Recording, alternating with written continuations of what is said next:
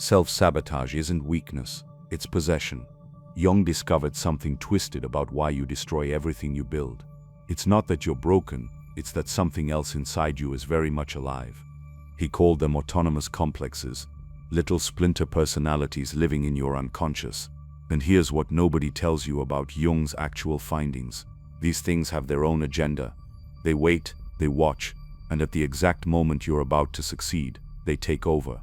Think about the last time you ruined something good, that relationship that was finally working, the job opportunity you somehow fumbled at the last second, the moment of happiness you couldn't let yourself keep. You probably told yourself you made a mistake, that you weren't ready, that you didn't deserve it. Jung would say you're lying to yourself. Because it wasn't you who destroyed it. Not the you that's listening to this right now. It was one of your complexes. These autonomous fragments of your psyche that Jung spent decades documenting in his patients. Pieces of yourself so unconscious, so rejected, that they've become their own entities. And they hate your success. Jung watched this pattern repeat in patient after patient. People would work for years toward a goal, build something meaningful, get close to genuine happiness. Then, like clockwork, something would possess them. They'd say things they didn't mean, make choices that made no sense, destroy in minutes what took years to create. The patients would come to him confused, devastated. "I don't know what came over me," they'd say.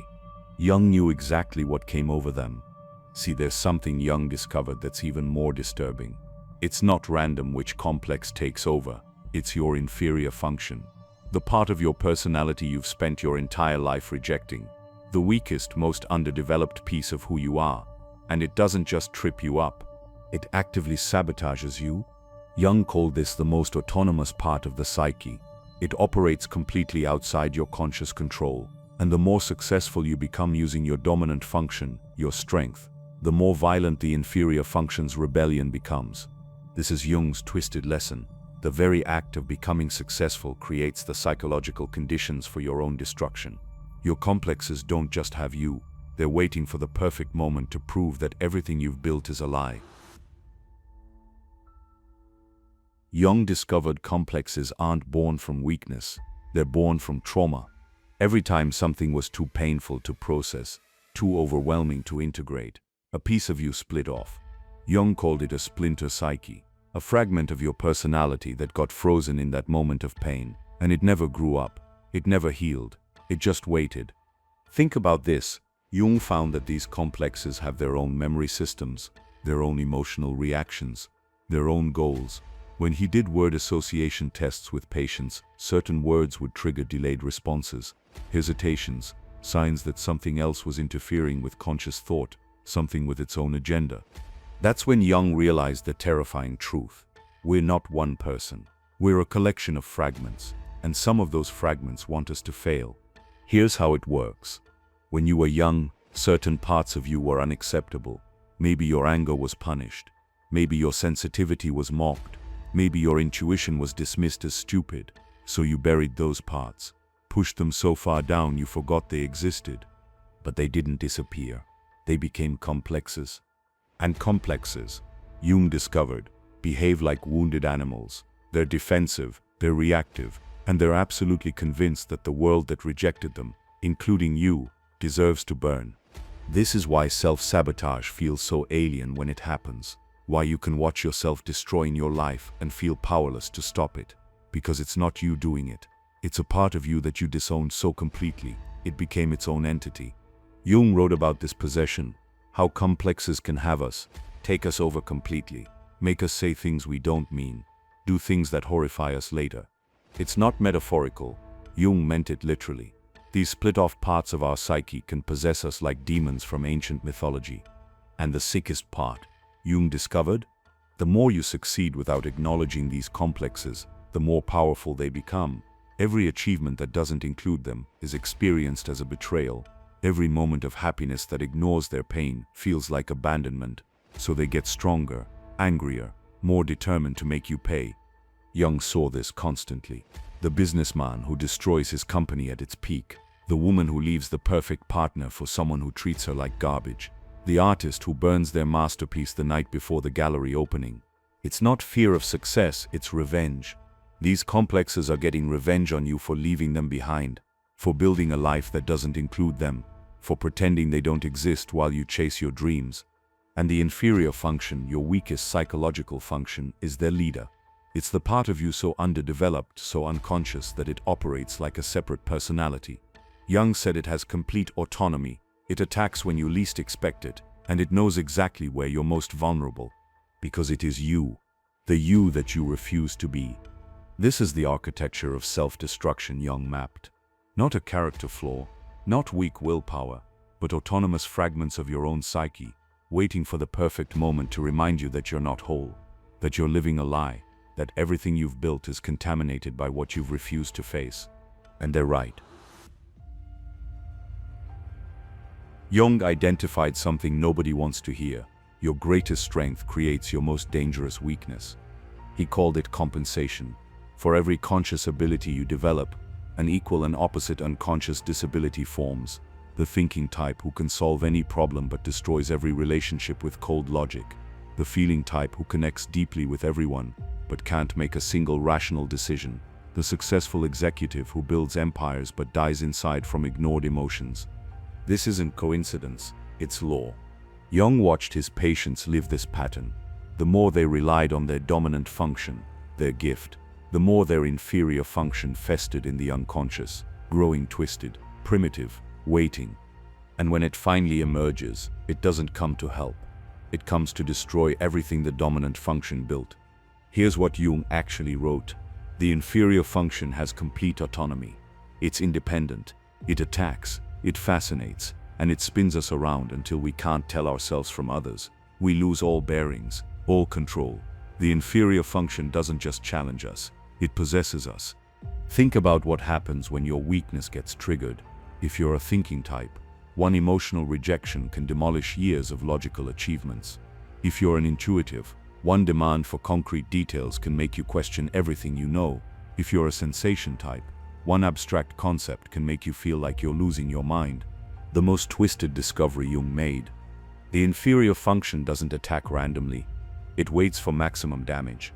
It studies your life looking for the perfect moment to prove that your strength is worthless. That relationship you finally trusted? Your inferior feeling will make you say something unforgivably cruel. That project you've perfected? Your inferior sensation will make you overlook the one detail that destroys everything. Jung saw this as a form of psychological revenge. The inferior function feels betrayed by your success. Every achievement that doesn't include it feels like rejection. Every moment of competence is experienced as abandonment. So it waits, it watches, and when you're most vulnerable, it strikes. One of Jung's patients described it perfectly. I don't know what came over me. That's the inferior function signature.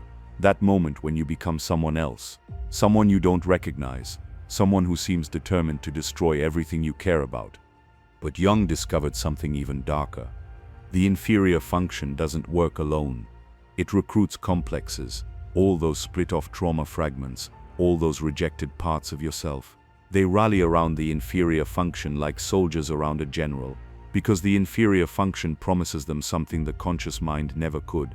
Revenge on the life that excluded them. This is why self-sabotage feels so orchestrated, so intelligent, because it is. These aren't random acts of destruction. They're coordinated attacks from parts of your psyche that have been planning this moment for years. Jung called complexes splinter psyches with their own personalities. But the inferior function is their leader. It knows all your conscious mind's weak points. It knows exactly what you care about most. And it knows precisely how to make you destroy it with your own hands. The businessman who insults his biggest client at the crucial meeting. The mother who screams at her child for the very sensitivity she claims to nurture. The artist who deletes their masterpiece because it's not perfect. These aren't mistakes. They're possessions. The inferior function taking over at the exact moment that would cause maximum damage. And here's Jung's most disturbing insight. The more one-sided your development, the more violent the compensation. The more you succeed through your strength alone, the more your inferior function plots your downfall. It's not trying to balance you, it's trying to destroy the false self you've built. Because that's what your success is to the inferior function. A lie, a performance that pretends half of you doesn't exist, and it will make you pay for that lie. With your relationships, your achievements, your sanity. Jung wasn't speaking metaphorically, he meant this literally. Parts of you want you to fail, and they have the power to make it happen. Jung documented exactly how it happens. The takeover. One moment you're yourself, the next you're watching yourself destroy everything. Your voice changes, your thoughts aren't yours, your body moves without permission. Jung called it constellation, when a complex gets activated and takes control of your entire psyche. He studied this through word association tests. Patients would respond normally to most words. Then suddenly, hesitation, emotional disturbance, wrong answers, physical reactions, heart racing, hands sweating, voice trembling. The complex had been triggered, and for those moments it owned them. What Jung discovered next should terrify you. Complexes learn. Every time they're triggered, they get better at taking over. They study your defenses, map your vulnerabilities, perfect their timing. They're not static wounds, they're evolving entities with their own intelligence. Jung wrote that complexes behave like secondary personalities, complete beings with their own logic, their own memories, their own goals. When a complex constellates, you're not experiencing an emotion, you're being replaced by another version of yourself, one that's been waiting years for this moment. Think about your worst self-sabotage, that relationship you destroyed, that opportunity you threw away. Remember how it felt, like watching a movie of yourself doing things you'd never do, saying things you'd never say. That's because it wasn't you. It was a complex that had been planning that moment since childhood. Jung's patients would describe blackouts during these possessions. Not memory loss, something worse. They remembered everything but felt like passengers in their own bodies, watching their complexes destroy their lives while they screamed silently from inside. One patient built a successful business over 15 years. The day before the biggest deal of his life, a complex took over. He insulted the investors, accused them of trying to steal from him, burned every bridge in 20 minutes. Later, he sat in Jung's office, devastated. "It was like something else was speaking through me," he said. Jung knew exactly what was speaking through him. A father complex, formed when his father betrayed his trust decades ago. It had waited 15 years for the perfect moment to prevent another betrayal, by destroying everything before it could happen. This is how complexes operate. They're not trying to hurt you. They're trying to protect the wounded child they formed around. But their protection is frozen in time. They see every opportunity as the original threat, every success as the original betrayal, every moment of happiness as the calm before disaster. So they strike first. Jung documented the patterns. Complexes activate most intensely when you're about to transcend them. That promotion that would prove you're not worthless. Your inferiority complex will make you fail the interview. That relationship that would heal your abandonment wound. Your mother complex will make you leave first. That achievement that would finally make you feel adequate. Your complex will make you sabotage it at the last second. Because here's the twisted truth Jung uncovered. Complexes would rather keep you in familiar pain than let you risk unknown happiness. They're not evil, they're traumatized. And they're absolutely convinced that destroying your success is saving your life. Jung watched patients cycle through this pattern for years, build toward success. Complex takes over. Destruction. Regret. Try again. Same complex, same destruction, same regret, over and over. Because until you face the complex directly, it owns that part of your life. And most people never face them. They spend decades thinking they're fighting self-doubt or fear of success. But Jung knew better. They're fighting autonomous parts of their own psyche, parts that have their own consciousness, their own will, their own determination to keep you exactly where you are. The mother complex that makes you destroy every relationship that gets too close. The power complex that makes you sabotage every position of authority. The inferiority complex that makes you prove you're worthless every time someone believes in you. These aren't psychological concepts. They're living entities inside your psyche. And they're winning. Jung's most chilling observation: the more unconscious you are of a complex, the more completely it can possess you. If you think you don't have complexes, they own you entirely. The possession is so complete, you think their thoughts are your thoughts, their actions are your choices, their destruction is your decision. You become the complex, and you don't even know it. Jung identified the exact symptoms, how to know when a complex has taken over. First, Emotional reactions that don't match reality. You explode over nothing, shut down for no reason. Feel rage that belongs to a different decade. The emotion isn't coming from now, it's coming from the frozen moment when the complex formed. Second, you can't think straight. Your normally clear mind goes foggy. Logic disappears. You make arguments that don't make sense, say things you know aren't true. Jung called this the complex's thought disorder. It literally disrupts your ability to think. Third, physical possession. Your body betrays you. Hands shake, voice changes, face contorts into expressions you don't recognize. Jung documented patients whose entire posture would shift when a complex activated. They'd literally become someone else. Fourth, time distortion. Past and present collapse. That person in front of you becomes everyone who ever hurt you. This situation becomes every time you failed. Jung found that complexes exist outside linear time. When they activate, you're simultaneously now and then. The symptom Jung said mattered most, the justification. When a complex possesses you, it doesn't feel wrong.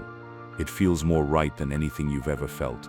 Every destructive action seems completely justified. Every cruel word feels like truth finally being spoken. Every act of sabotage feels like justice. That's how you know you're gone. When destruction feels like righteousness. Jung watched this in patient after patient. The wife who destroys her marriage while convinced she's saving herself. The executive who tanks his company while believing he's protecting it. The artist who burns their work while certain it's not good enough. In each case, the complex provides perfect logic for its destruction. This is why you can't think your way out of self-sabotage. The complex is doing the thinking, using your brain, speaking through your mouth, moving through your body, but with its agenda, its logic, its frozen in time reality. Jung discovered something else. Complexes have triggers, specific situations that activate them instantly. Success triggers the inferiority complex. Intimacy triggers the abandonment complex. Authority triggers the father complex. And you can live your entire life dancing around these triggers, never understanding why certain situations always go wrong. Here's what's really happening. The complex is watching through your eyes, waiting for its trigger. And the second it appears, you're gone, replaced by a traumatized fragment of yourself that's about to reenact its original wound. Jung documented the aftermath too, the confusion, the shame, the desperate attempts to explain what happened. Patients would say things like, "I wasn't myself," or "something came over me," or "I don't know why I did that." They were right. They weren't themselves. Something did come over them, and they don't know why because the complex operates from the unconscious. Its reasons exist in a part of the psyche you can't access with normal consciousness. Jung's most disturbing discovery about possession: you're addicted to it. Some part of you wants the complex to take over, craves the intensity, the drama, the familiar pain. Jung called it fascination. The complex doesn't just possess you, it seduces you, makes you want the possession, makes destruction feel like home. This is why people repeat the same sabotage patterns for decades, not because they're stupid, not because they don't learn, but because some part of them is addicted to the complex's takeover, to the intensity of being possessed by their own rejected parts. Jung saw patients who would unconsciously seek out their triggers, put themselves in situations guaranteed to activate their complexes, create the perfect conditions for possession, then act surprised when it happened. Again, because here's what nobody tells you. Being possessed by a complex feels more real than normal life. More intense, more meaningful, more true. When that wounded part takes over, you feel completely alive, even as it destroys everything you've built. Jung called this the complex's feeling tone, an emotional intensity that normal consciousness can't match. Once you've felt it, everything else feels fake, shallow, like you're performing life instead of living it. So you go back, again and again, to the complex, to the possession, to the destruction, because even though it ruins everything, it's the only time you feel real. This is the trap Jung discovered. You're not just fighting autonomous complexes, you're fighting your addiction to them, your desperate need for the intensity they provide, your secret craving for the possession that destroys you. And until you understand this, you'll keep inviting them in. Jung discovered something that made his patients want to leave therapy. The only way out is through You can't defeat your complexes, can't remove them, can't think them away. Jung was absolutely clear about this.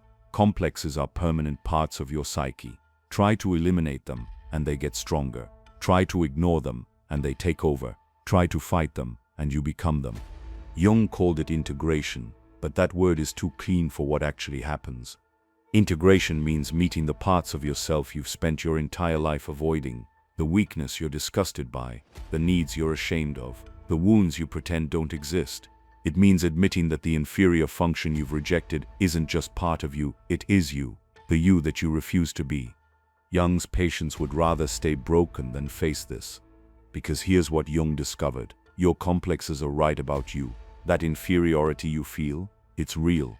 That abandonment you fear, it happened. That inadequacy you're running from, it's there. The complexes aren't lying. They're holding the truths you can't bear to acknowledge. This is why positive thinking doesn't work. Why affirmations make things worse. Why trying to love yourself without facing your darkness creates more darkness. You're trying to skip to wholeness without paying the price. And the price is admitting what you really are. Jung watched patients spend years in this resistance. They'd rather live with constant self-sabotage than face their inferior function. Rather destroy every relationship than admit their neediness. Rather fail forever than acknowledge their weakness. Because facing your complexes means dying. The ego death of admitting you're not who you pretend to be. Jung documented what happens when someone finally faces their complex. It's not healing, it's horror. The full weight of everything you've denied crashes into consciousness at once. All the pain you've avoided, all the weakness you've hidden, all the truth you've rejected. It feels like psychic death. And it is. The false self you've constructed dies. The performance ends. The lie collapses. But here's what Jung discovered that changes everything. The complex loses its autonomy only when you consciously claim it. When you stop saying something came over me and start saying I did this. When you stop pretending it's not you and admit it's the most honest part of you. The businessman who admits he wants to fail because success means becoming his father.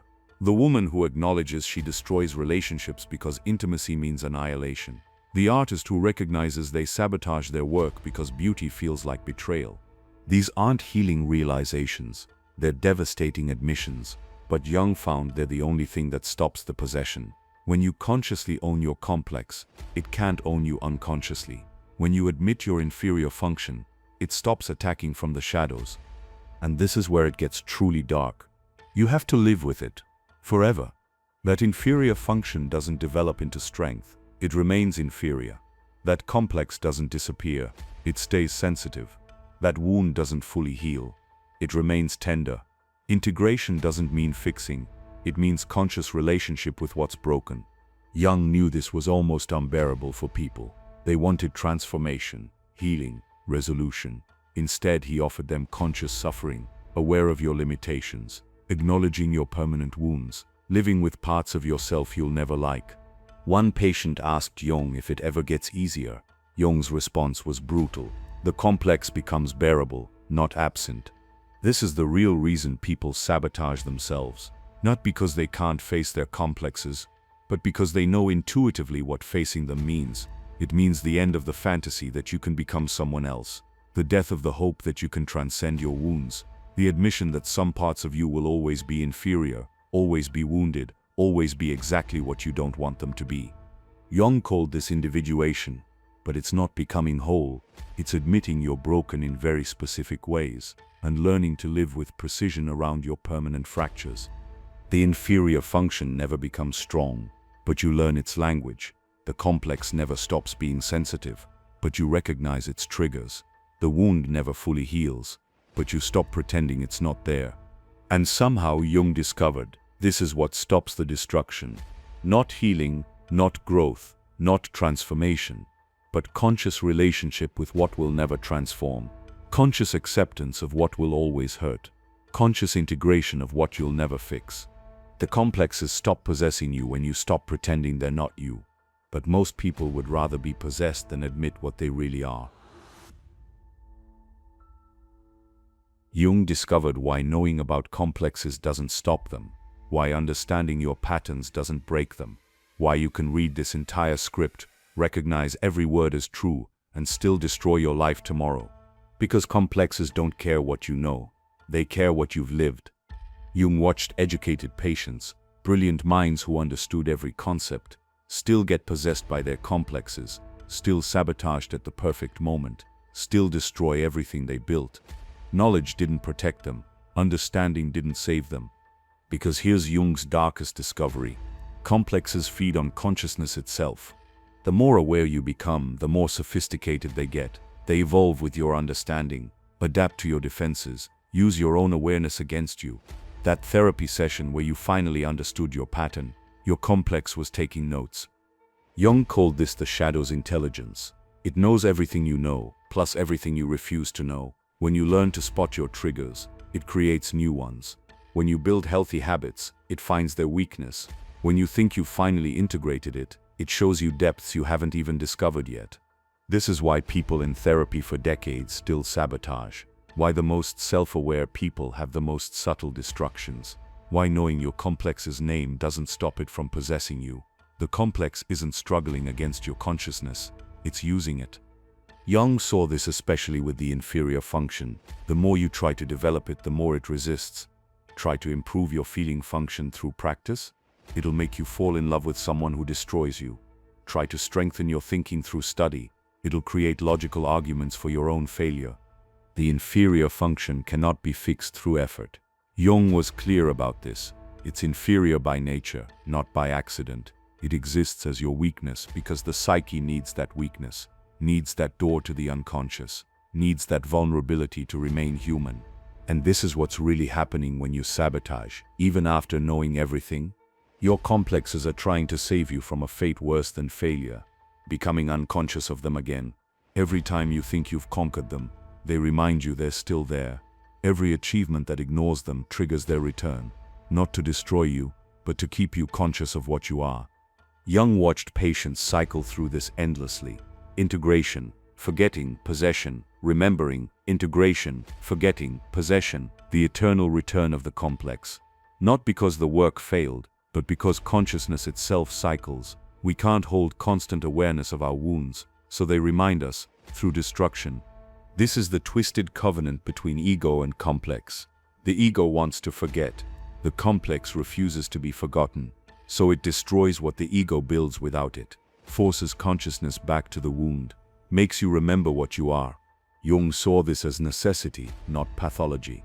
The psyche won't let you build a life on lies, won't let you succeed through denial, won't let you achieve by splitting off parts of yourself. The complexes are guardians of wholeness, destructive, painful guardians, but guardians nonetheless. One patient told Jung, "I succeed, I forget myself, I get possessed, I remember, I integrate, I succeed again, I forget again, it never ends." Jung's response: why should it end? You're asking to be unconscious permanently. Either unconscious of your wounds through denial, or unconscious through perfect healing. Both are death. This is what nobody wants to hear. There is no final healing, no permanent integration, no state of wholeness you achieve and keep. There's only the eternal return, the cycle of consciousness and unconsciousness, building and destroying, remembering and forgetting. Your complexes will possess you again. Maybe not today, maybe not tomorrow, but when you've forgotten what you are, they'll remind you. When you've built something that excludes them, they'll destroy it. When you believe you've transcended them, they'll pull you back to earth. Jung didn't see this as failure. He saw it as the human condition. We are multiple, not single, fractured, not whole, in constant dialogue between conscious and unconscious, not in permanent resolution. The goal isn't to stop the cycle, it's to make it conscious, to see the destruction coming, to recognize the possession as it happens, to understand why you're destroying everything, not to prevent it, but to be awake during it, to own it as yours, not blame it on something else. This is Jung's ultimate message about self-sabotage. It never ends, it only becomes conscious. You don't defeat your destroyers, you learn to recognize them as yourself. You don't stop the possession, you learn to be present during it. And maybe Jung suggested, that's enough, to be conscious of your own destruction, to watch yourself sabotage with full awareness, to know exactly why you're doing it as you do it. Because consciousness, not healing, is the goal. And consciousness includes watching yourself destroy what you've built. understanding exactly why, and building again anyway. Knowing the complex will return, knowing you'll forget, knowing you'll be possessed again, and choosing to remain conscious through the eternal return. So now you know Jung's twisted truth. You don't just have complexes, you are complexes. Autonomous fragments destroying your life from inside. But here's what's worse than self-sabotage. The people you hate most are carrying the exact complexes you refuse to face. Jung discovered why certain people trigger you so violently it feels like survival, and the answer changes everything you think you know about your enemies. In this next video, I reveal Jung's most disturbing discovery, the one that made him lose his mind for 4 years just to understand it. Once you see this pattern, you'll never look at another human being the same way again.